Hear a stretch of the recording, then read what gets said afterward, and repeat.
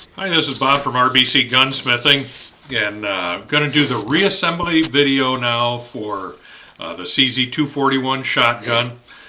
This particular shotgun is already is hot blued now, and all the parts over here are cleaned up. I don't know if you can see them or not. So we got all the parts clean and ready to go back together. So we're going to try and take care of this in one video. So, okay. The first thing that we need to do is put this plunger back in. It was the last thing out. So you'll see a hole down here inside. That's where this spring goes. And then the magazine plunger goes in, and then you're going to want to get your pin going in there. This may look a little bit clumsy. I don't have a good way to do it without getting right on there, so I'm going to have to drift it in.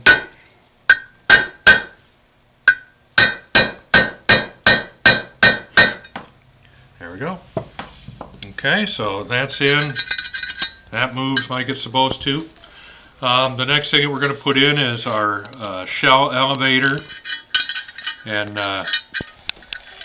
its spring. So going to have to get that in straight, and that lines up over here with these holes. And I'm going to just take my pin and start it, if I can, into the elevator. There we go. And then once I get my spring in where it belongs, then I'll back that pin out just a little bit. This is kind of a tricky maneuver here, but I'm sure we can get it. So let me get my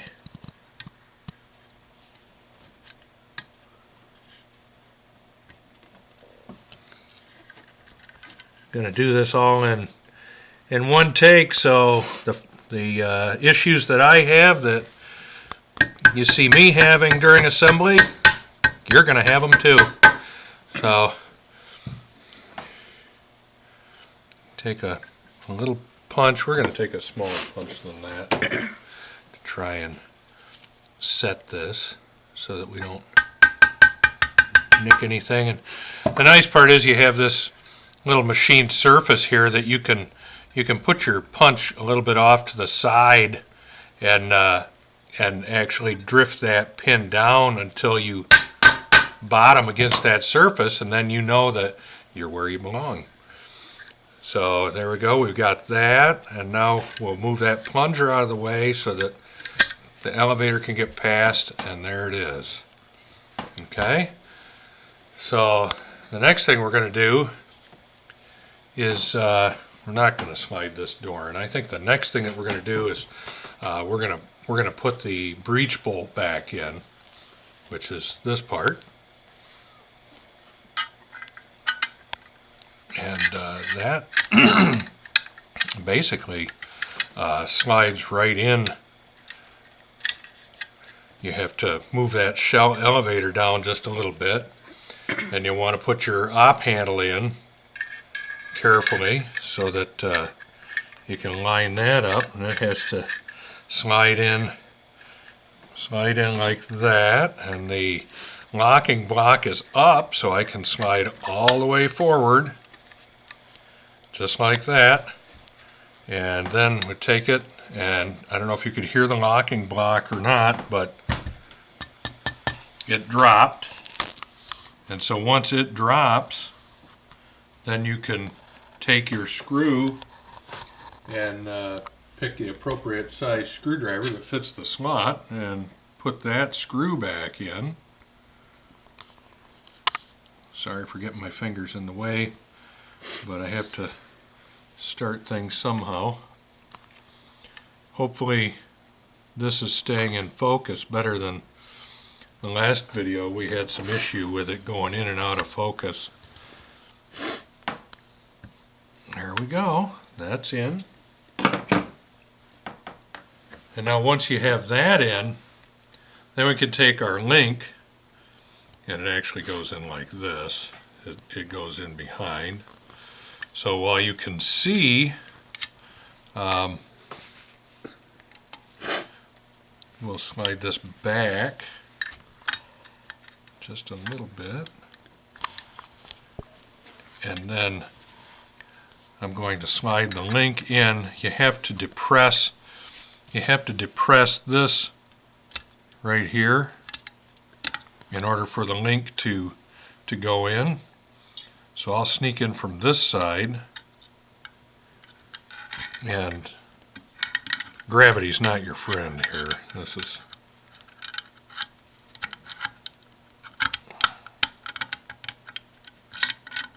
there we go.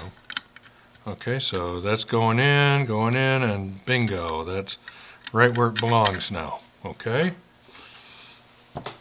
So that's that. And if you notice that the action moves back and forth a little stiff right now, it's because the elevator's pushing up on it.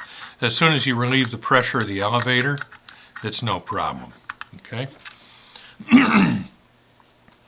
I think we'll put our magazine cover in next. So that just goes back in the grooves on the bottom of the receiver and slides in. You want to push down on that just a little bit, and there it is, just like it's supposed to. And then on the side we have our bolt stop.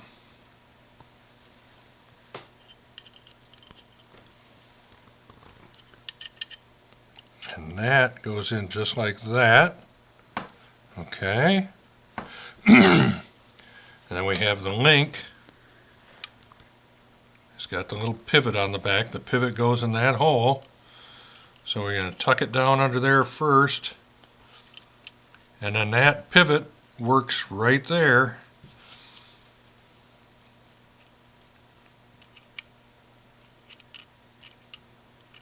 Pretty neat the way that works, isn't it? That comes up and hits this and actually brings that down out of the way so that the bolt can cycle for the next round.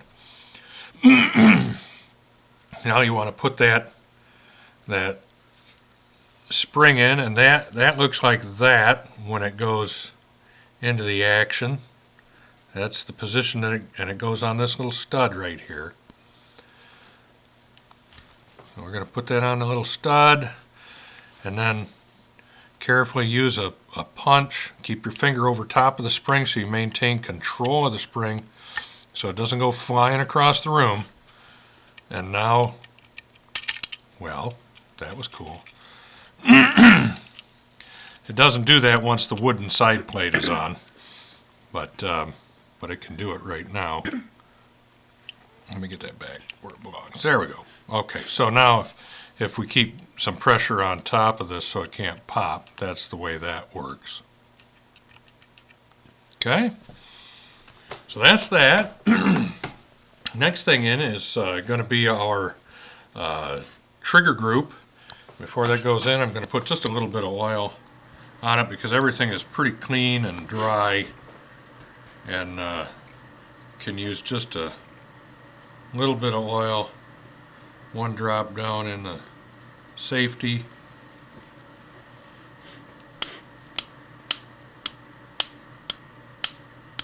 Okay. Then that's going to get flipped over. You're gonna hook this in here and then pivot that right down into place. How easily that goes in once it's clean. It's amazing. And then that screw goes in. Select the proper size screwdriver bit.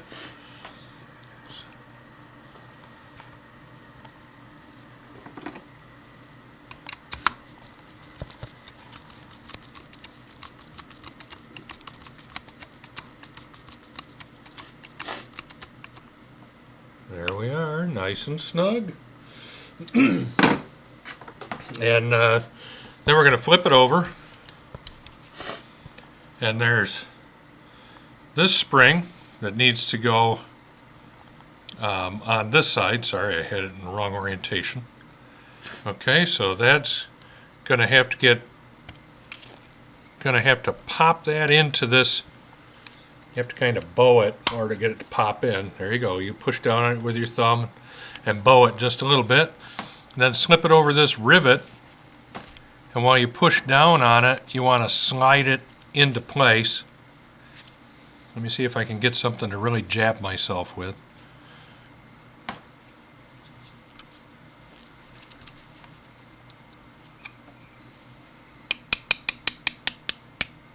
There we go.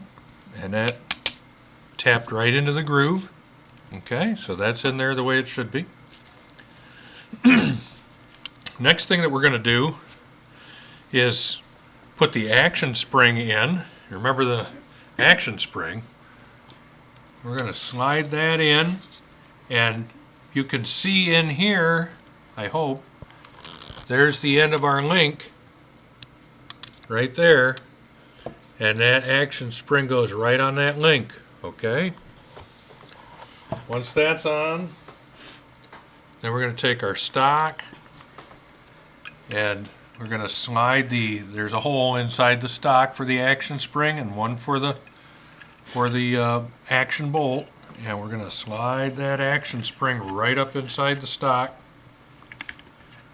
And then I got to turn this over so I can see what I'm doing a little bit. It's hard to work upside down all the time.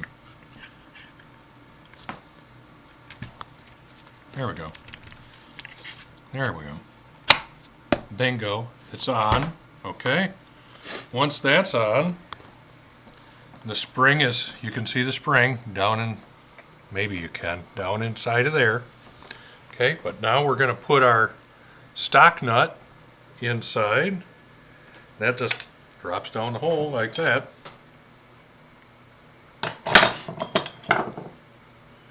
Now if we can find it, we'll be all set.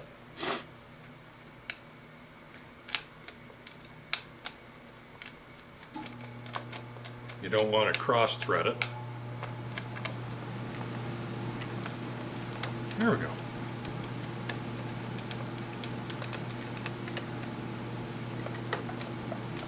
Don't over tighten it. You don't want to kill it, but you want it to be good and snug. Okay? And now that that's in there, now we can put our dowel rod inside the spring. We're on the spring. Now this could get exciting. If I lose control of this part, it'll come flying right at the lens. But what you want to do is you want to push this in with your thumb. You want to depress it, and then it goes in like this. And then when you get it in there, you use your thumb to rotate it like that, because there's a groove on each side of the stock that it locks into. Okay, so we're gonna see if we can get it in there without it flying away on us.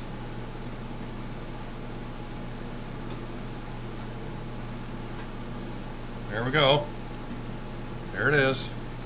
Okay, so the next thing, we're going to put our butt plate on.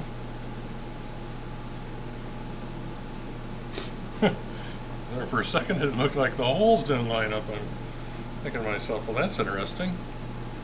I know I took this butt plate off of this gun.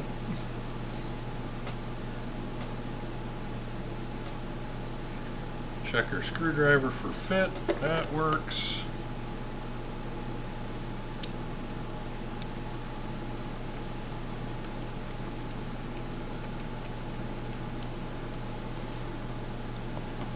Nice.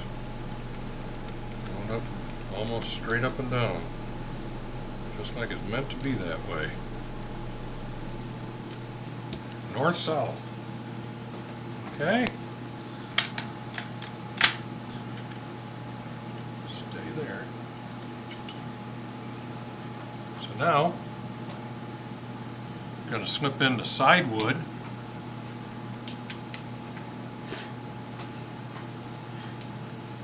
It'll be pretty obvious to you, but this is the right side piece. It has the clearance for that part.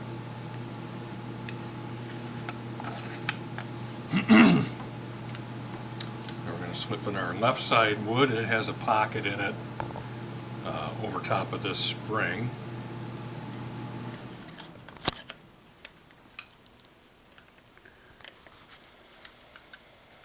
Typically we don't have an issue. Ah, that's interesting. Now I know why they left that screw just a little bit loose, because it pokes through a little bit more than what it should. So they just simply backed it off until the wood would go in. Oh, and I see there's even a mark there where the wood has been dragging on top of that screw. Ta-da! Interesting, some of the stuff that you see in some of these older guns. There we go. So now the next thing we're going to do is we're going to install our recoil spring. Okay. Then we're going to install our compression ring. And these guys were really smart. You know, they put the chamfer on both sides. You know, on a Browning, the compression ring only has a chamfer on one side. You got, you know, a lot of guys put them in accidentally upside down. This is pokey oak before there was such a thing as pokey oak. For you engineers out there, you know that's from the Toyota way of engineering things. They like the pokey oak stuff, so it can only go together one way.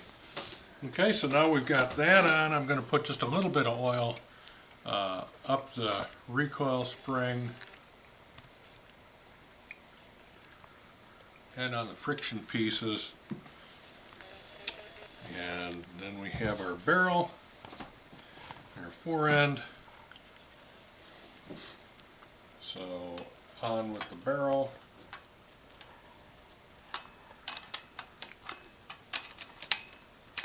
Wiggle, wiggle just a little. There we go. We're on. Keep a good grip. Then the fore end is going to go on. And then the fore end cap. It's not a magazine cap. And then lastly, because this has a poly choke on it, we're going to put just a little bit of oil on there. And we're going to screw on the poly choke. And then I want to show you folks just a couple of other items that relate. We'll leave it on modified. Wonderful. So that's it all put together. It'll get it's going to get oiled up, wiped down, and sent back to its owner, who will be real happy with that, I'm sure. The thing that I want to show you, and I'm going to take these oily gloves off now, is if you're interested in buying a CZ241, I'm going to stay right here if you want to set that down so that it's not so jumpy. One of the things to look for is if you're fortunate enough to find an original one, they all came from the factory with an original sling. Okay, so this is what the original sling looked like that came with all the CZ241s, 12, 20, 16 gauge. It's rather a cool piece. I was fortunate enough to get a CZ241 that was brand new in the box, and the sling was with it. And so that, of course, that adds to the value. And then the other thing, if you ever run across it, from the same person that I got the CZ241 in the box from, this is the CZ241 owner's manual, an original. I don't even know if these things exist anywhere anymore, and it's a little bit fragile. I don't know if you can see it with that angle on the camera or not. I can't really hold it up, so I'm going to keep it down here. But this one is all written in Czech, has all the instructions on the gun, and then it has a parts list in the back, and it has this really cool fold-out exploded parts diagram of all the parts in the CZ241. So if you can ever get your hands on one of those, it's a really cool thing to have. I also wound up getting the brochures. One of them's in Czech and one of them is in English. They're identical brochures for the guns. Show how to load them. Basic information about the gun. So I was really fortunate to get those. And then I also acquired this sales flyer. And what you can see here is this is the CZ241. It was also known as the 812, the 820, and the 816. And what they're showing on this flyer is the aluminum receiver on the 820 20 gauge that were made from the scrap aluminum from the shot down Allied bombers. So it's really kind of a cool piece. But of course, again, it's all in Czech, and I can't read that. But what I do have is I have one complete set of copies of all this literature left. I sold about 3 or 4 copies of the literature. Anybody that's interested in buying this literature, just contact me via email, and I'd be happy to provide it for you at a reasonable rate. And one last thing, I do have a couple of extra CZ241s, one in 20 gauge, one in 16 gauge that I've decided to part out. So I do have some parts that I'd be willing to sell if anybody out there needs some parts for one of these. So there you go. That's pretty much everything I can tell you about a CZ241. Talk to you later.